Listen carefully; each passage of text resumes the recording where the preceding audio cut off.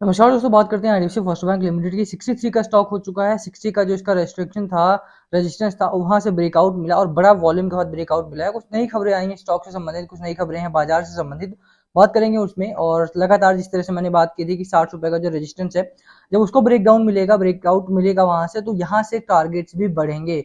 बहुत सारे brokerage houses ने अपने टारगेट्स भी रिवाइज किए हैं।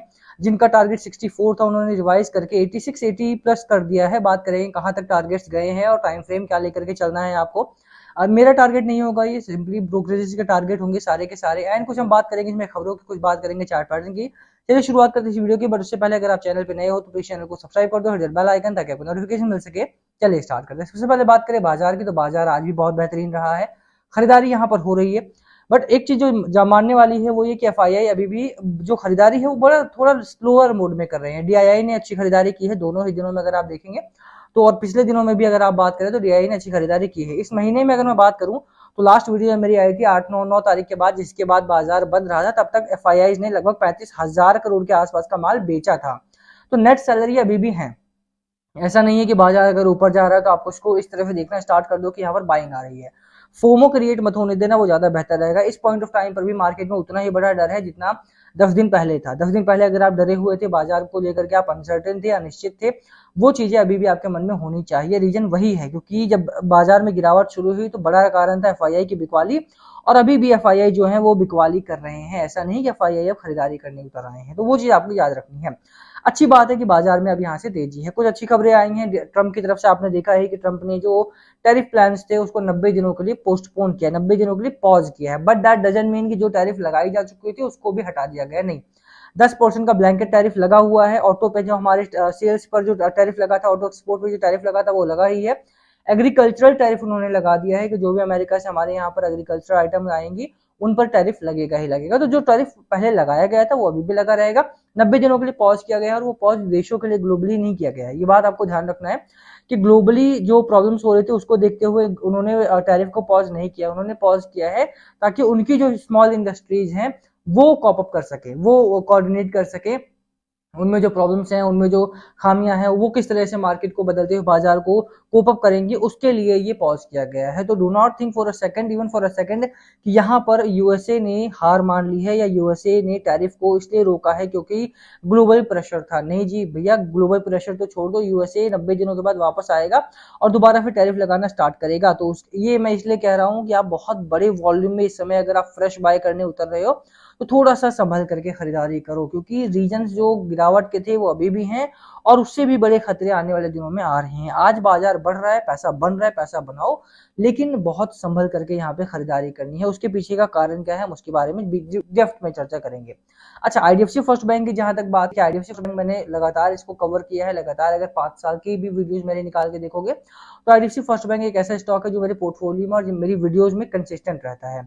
जब ये स्टॉक आपका 100 के आसपास गया था तब भी मैंने वीडियो किया था। जब ये 80 पर आया, 60 पर आया, 56 64 पे भी गया तभी मैंने इस पर वीडियो किया, क्योंकि जो भी पिक्चर होती है वो क्लियर होना बहुत इंपॉर्टेंट है। अब यहाँ पर नई बात ये है कि बाजार में इसमें खरीदारी बढ़ी है और खरीदारी की वजह से ही अगर मैं आप देखेंगे तो स्टॉक तो ब्रेकआउट मिला है। साथ में म्यूचुअल फंड्स ने भी यहाँ पर खरीदारी करना स्टार्ट किया। Reliance industries, IDFC first bank, Reliance power, कुछ ऐसे स्टॉक्स है जहां पर म्यूचुअल फंड्स ने खरीदारी अच्छी खासी की है मार्च क्वार्टर में। खासतौर पर अगर मार्च क्वार्टर की बात करेंगे तो अब अच्छी बात यह है कि जो मैंने चार्ट पैटर्न आपको लास्ट टाइम दिखाया था वो चार्ट पैटर्न में बदलाव हुए हैं। अब ये देखने वाली बात रहेगी कि आने वाले दिनों में किस तरह के बदलाव और होते हैं। लोअर एंड पर मैंने 53 52 मार्क किया था। अपर एंड पर 60 रुपए का एक रेजिस्टेंस था स्टॉक में और वहां से एक बड़ा वॉल्यूम के बाद ब्रेकआउट मिला। कल का वॉल्यूम बहुत अच्छा था, आज का भी वॉल्यूम जो है वो बहुत गजब का है। और यही वॉल्यूम अगर आगे सस्टेन करता है और यही चीज आगे सस्टेन करती है तो जो नियर बाई रेजिस्टेंस इसका 68 रुपीज का है, जो नेक्स्ट टारगेट शॉर्ट टर्म का टारगेट है, शॉर्ट टर्म का रेजिस्टेंस जो आपका होने वाला है इस पॉइंट पर वो 68 का होने वाला है। वहां से भी अगर स्टॉक निकलता है तो जो दूसरा मार्क होगा वो अराउंड 80 रुपीज के आसपास का होगा, जो कि बहुत सारे ब्रोकरेज का टारगेट भी है।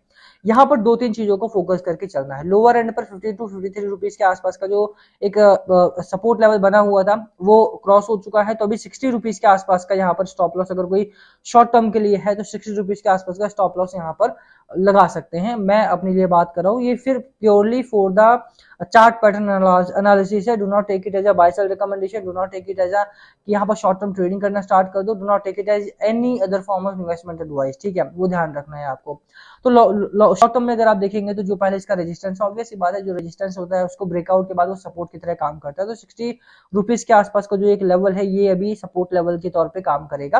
अपर एंड पे 68 रुपीज का एक नया रेजिस्टेंस यहाँ पर बना हुआ है, यहाँ से निकलता है, क्योंकि जो स्टॉक था वो आपका स्टेप बाय स्टेप गिरा था। तो यहाँ पर हर पॉइंट पर सेलर एक्टिव हुए थे, तो हर पॉइंट पर यहाँ पर बायर भी एक्टिव होंगे, यहाँ पे हर पॉइंट पर सेलर एक्टिव होंगे, यहाँ पे जिसका जो प्राइस है वो निकलेगा लेकर के।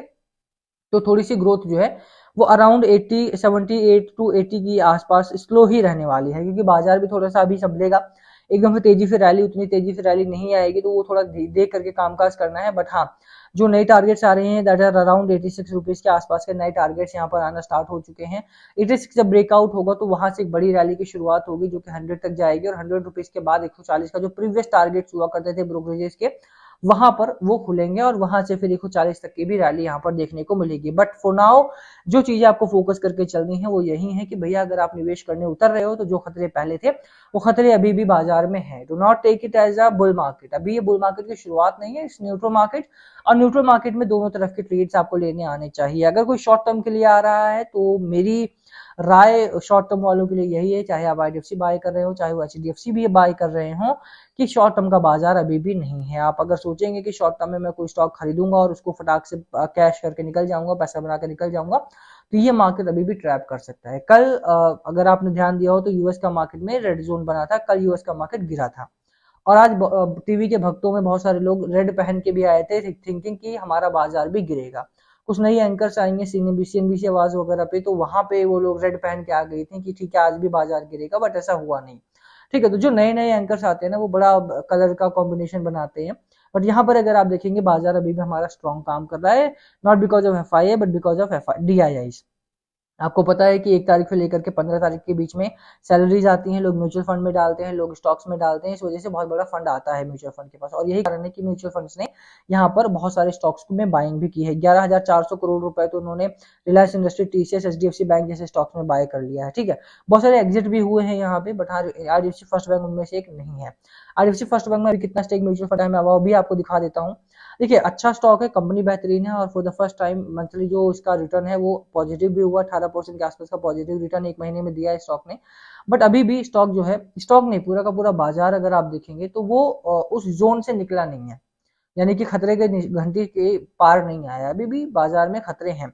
2.39 से बढ़ करके 4.56 हुआ था। मार्च क्वार्टर का भी इसमें अपडेट नहीं हुआ है, तो मार्च क्वार्टर का जब भी अपडेट होगा मैं आपको दिखाऊंगा। बट अभी के लिए दिसंबर क्वार्टर में जो FII ने बढ़ाया था वो उतना ही है, और म्यूचुअल फंड्स ने भी जो बढ़ाया था वो उतना ही है, और यहाँ पर मुझे उम्मीद है कि आने वाले दिनों में ये नंबर्स आपको बढ़ करके मिलेंगे, कम नहीं होगा। ठीक है, तो चीजें बेहतर है, मुझे लगता है कि यहाँ से स्टॉक में तेजी देखने की संभावना बनती है। क्या है आपकी स्ट्रैटेजी, क्या है आपकी राय स्टॉक को लेकर, प्लीज कमेंट करके शेयर करना। वीडियो को हम यही खत्म करेंगे। 86 प्लस का टारगेट यहाँ पर ब्रोकरेजेस की तरफ से है, तो उसको ध्यान रखना। आप ब्रोकरेजेस की जो रिपोर्ट है वो इस वेबसाइट के निचले लेवल पर भी जाएंगे तो आपको वहां पर मिल जाएगी, या फिर अगर आप ब्रोकरेजेस के नुवामा हो गया या वेंचुरा हो गया इनकी वेबसाइट पर जाएंगे तो भी आपको इनकी रिपोर्ट्स मिल जाएगी। Before taking any decision about buying और selling the stock, please go on their websites and read the whole report to get the good picture of the company. ठीक है, ऐसा ना हो कि आप मैंने बोल दिया कि हाँ 86 का है तो आपने बाय कर लिया एंड देन आपका कॉन्फिडेंस ही नहीं है। नुवामा ने जो रिपोर्ट्स लिखी है मैंने पढ़ी है, या वेंचुरा ने जो रिपोर्ट लिखी है मैंने पढ़ी है, but you haven't read that, तो वो कॉन्फिडेंस आपके अंदर नहीं आएगा। तो थोड़ा सा आप अगर पढ़ेंगे तो ज्यादा बेहतर रहेगा आपके लिए। बाकी वीडियो को हम यही खत्म करेंगे। वीडियो पसंद आई तो लाइक करना, चैनल पे नए हो सब्सक्राइब किए बिना मत जाना। Thank you for watching and please comment video कुछ पूछना हो तो thank you again. And one more important information, 26 अप्रैल को इसकी ऑडिटेड रिजल्ट्स की मीटिंग होने वाली है, तो वो भी आप देखेंगे तो ज्यादा बेहतर रहेगा। हालांकि नंबर्स अभी तक अच्छे आए थे, तो वो मुझे उम्मीद है कि आने वाले समय में भी जो मार्च क्वार्टर के नंबर आएंगे वो भी बेहतर ही आएंगे। जो इनिशियल नंबर्स आए थे NPA वगैरह के या NIA वगैरह के वो बेहतर आए थे, तो मुझे लगता है कि नंबर्स भी इस बार काफी बेहतर आने वाले हैं, और उसके बाद एक अच्छी रैली की संभावना भी बनेगी। बट शॉर्ट टर्म में हो सकता है कि गिरावट हो, क्योंकि इस समय पे बड़ी रैली है। अगर रिजल्ट से पहले रैली है तो रिजल्ट के बाद गिरावट होती ही होती है, और रिजल्ट के पहले अगर गिरावट हो रही है तो रिजल्ट अच्छा आएगा, खराब आएगा, उसके बाद रैली आती ही आती है। तो थोड़ा सा मार्केट का ट्रेंड समझ के चलोगे तो ज्यादा बेहतर रहेगा। बाकी क्या है आपकी क्वेश्चन से संबंधित, इस स्टॉक से संबंधित या किसी और स्टॉक से संबंधित फंस गए हो तो नीचे सवाल करना, उसका जवाब देने की कोशिश करेंगे। Thank you again.